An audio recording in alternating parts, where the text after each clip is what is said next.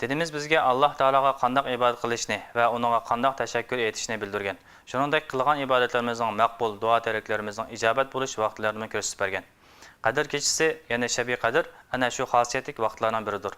Shunga bu kechaning fazilatini, vaqtini, bu kechada ibodat qilishning hukmini va qilinadigan ibodatlarning shaklini bilib olishimiz nihoyat muhimdir. Birinchi, Qadr kechasi degan so'zning ma'nosi. Qadr kechasi arab tilida Laylatul Qadr degan izofatlik birikma bilan ifodalanadi.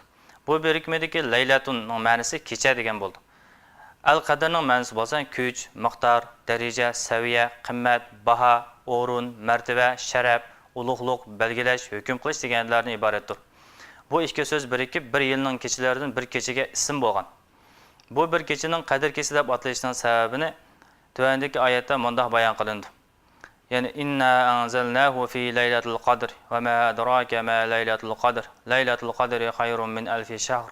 Tanazzalul malaikatu ve ruhu fiha bi izni rabbihim min kulli amr. Salamun hiya hatta matla'il fajr. Yani biz Qur'onni Qadr kechasida nozil qildik. Qadr kechasi nima? Sen nadin bilasan? Qadr kechasi 1000 oydan yaxshidir.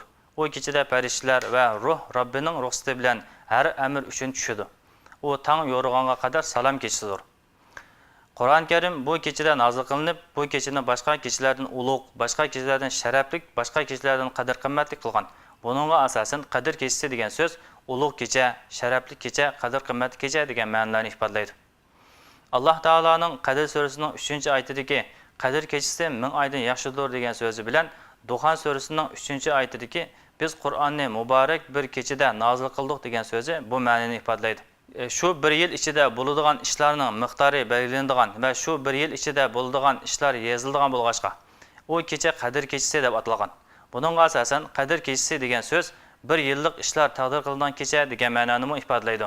Qadr va Duhan suralarining ma'nolarini tarjimalar mutavandikcha.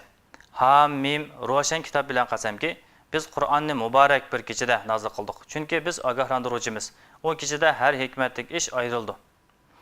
Biz Qur'onni Qadr kechasida nozil qildik. Qadr kechasi nima? Sen nadin bilsan? Qadr kechasi 1000 oydan yaxshidir. O farishtalar va Jibril Robbining ruxsati bilan butun ishlar uchun tushadigan kechadir. O tang yo'rg'on qadar salom kechasidir.